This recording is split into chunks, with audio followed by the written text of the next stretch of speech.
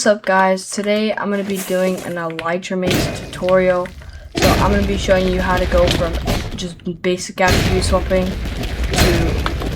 elytra macing like this. And then I'll be covering even how to rockets to go way faster, as you see, and just destroy your enemies. And then I'll also be covering using Wimbers 3 instead of Wimbers 1, and how that differs in the techniques. But so yeah, let's just get started.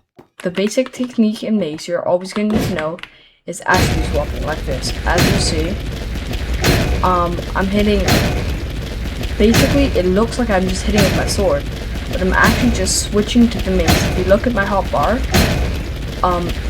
I switched my mace really fast.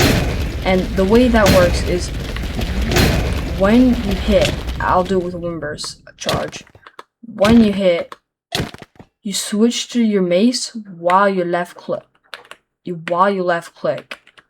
So like that. But except you switch really fast and you go back. So that's really important. That's not necessary, but the difference between this or this and this is a lot, because with like this you could technically chain it because you're always back at your Wimbers charge. Or in this scenario you could be like this and you could miss a mace but always be back off your feet. Or like this, you're always ready to mace again. While if you were just stuck on your mace, you're not even as, like, it's barely even popping. Like, it is popping, but like it's doing way less damage. While with the sword it's like lower times, so you can get more consistent maces, like, you know. Okay, so once you've mastered attribute swapping, I'm gonna show you how to elytra mace like that. So basically, the first thing I recommend is just using a Wimbers 3 mace. That changes everything, because as you see, you go high. So basically you can just go up, and when you get to the top you equip your elytra and then take it off at just the right time.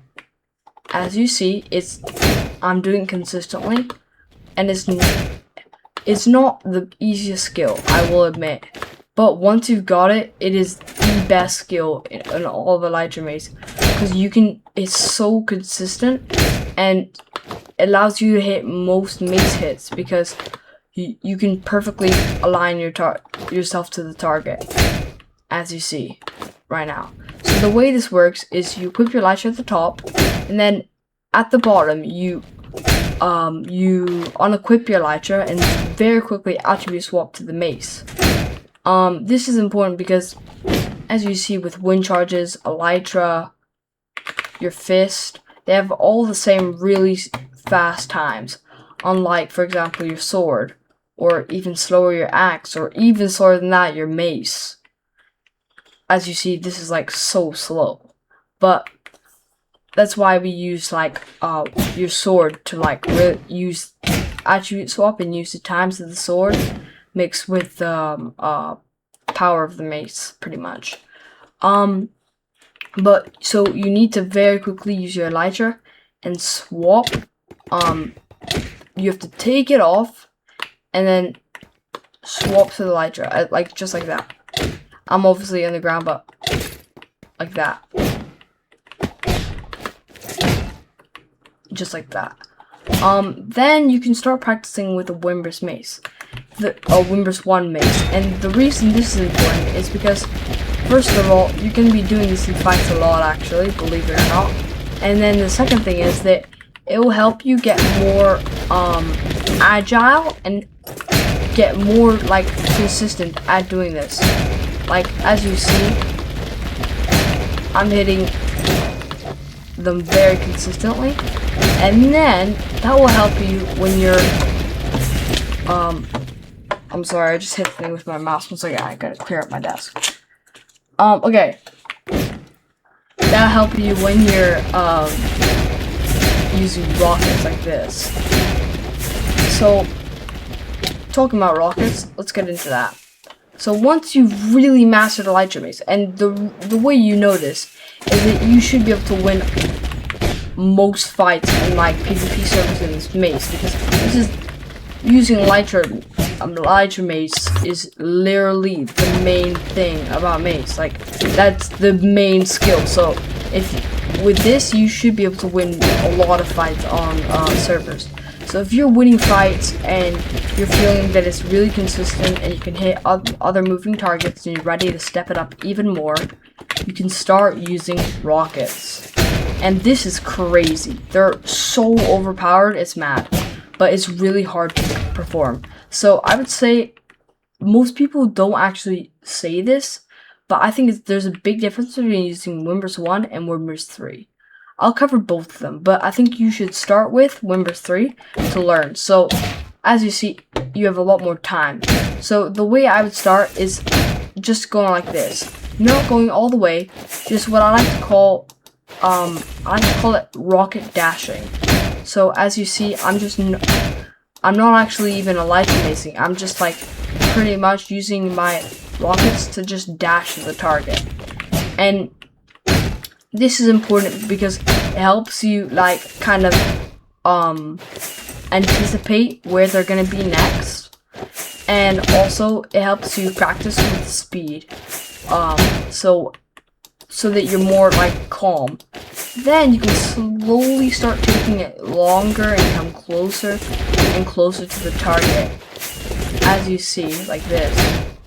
Then you're gonna be elytra macing like this, and you're gonna start being able to go really close to the target and then perfectly just elytra mace with the rockets, just like you would normally, except you're just going way faster, just like this. And this is great, but you can take it to one step further with the Wimburst 3 mace, and that is you go really fast and kind of you can still go high when they're kind of running or something, but you can use the Wimburst 3 mace so that you have more like options. So you can, even if they're coming down and you see they're kind of like standing still, you can use that opportunity and go like that. Or the other way to just be even more overpowered is use the Wimburst 1 mace. I prefer this any day because, as you see, with Wimburst 1, we're going just a little bit up. So what this does is you're always near the target, so you can pump really fast, and they can't really do anything, not gonna lie. Because even if they try running, it's like you can just go up, but like, it's like you don't have to like time it right like the Wimburst 1 mace, Wimburst 3 mace. And with the Wimburst 3 mace, it's like propels you higher and you have to time everything right, but it's just more consistent with Wimburst 1.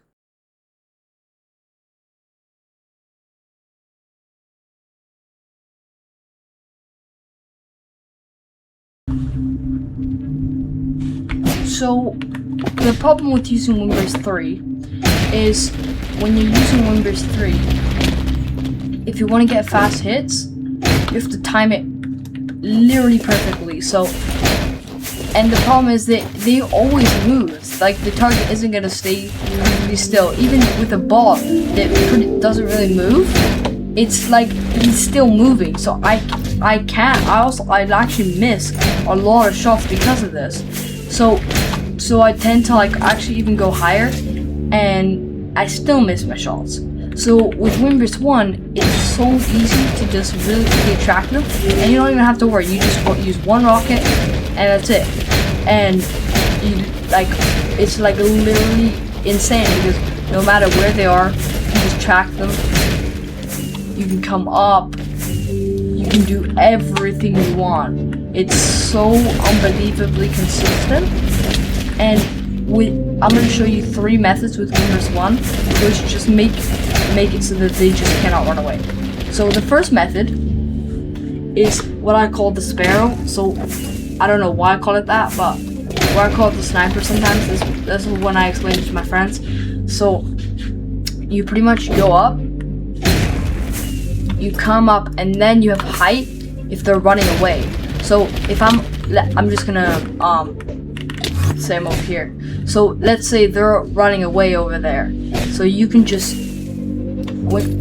rocket up, and then even if you don't have extra height, I just missed that, but the point is, like, you use another rocket. I don't know why I didn't do it before. As you see, like that. And the reason, like, you're running away, so they're all the way over here or whatever, and they're running away, and you can just come right back at them and then combo them again. And we're gonna use the second method to combo them. So the second and third method are combo methods. So the first one is like, you just kind of hop around. You see, you go back, forward, back, and forward. And this is really consistent and really good. It's like, because once you know how to do this, it's like you can pretty much be omnidirectional, because you just kind of track them. You see, it's like you just find them and then mace them, and it's like with the low times and like low win versus 1, it's so easy, just like come at them really fast. And then the third final method, which I don't personally like a lot, but because it's not totally consistent, is the up and down method. As you see, I just did it. I'll do it again. Like that.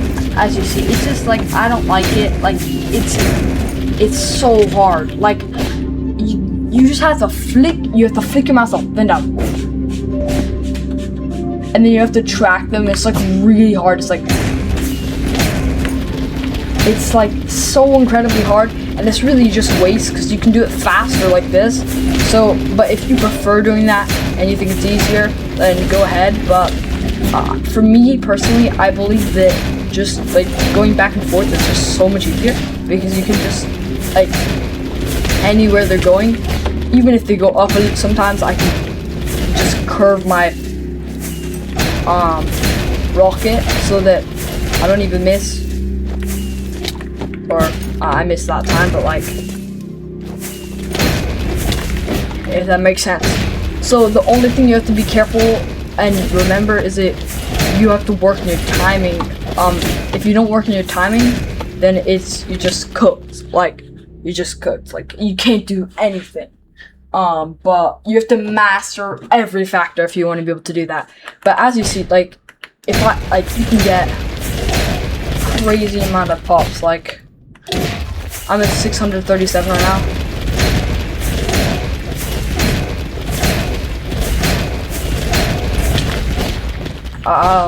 Okay, I kind of messed up my combo.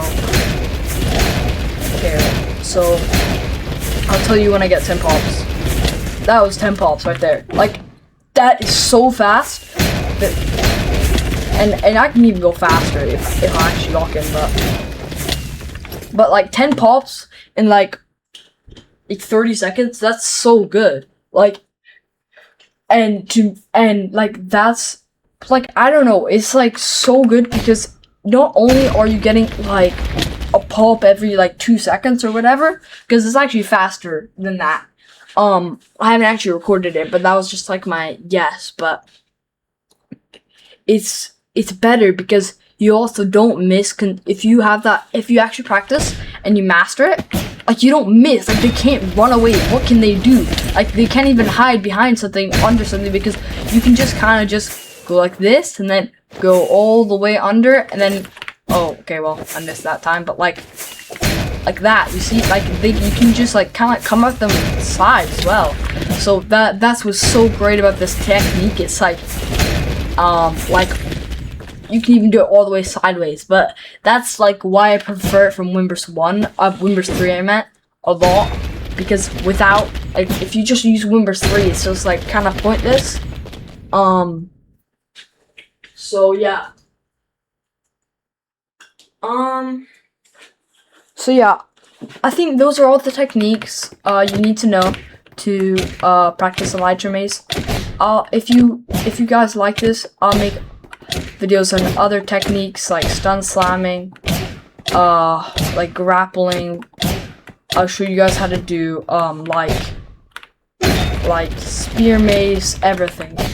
I can even do like basic techniques of like pearl catching, or just like, yeah, or like even just like the basic game, like an all about tutorial.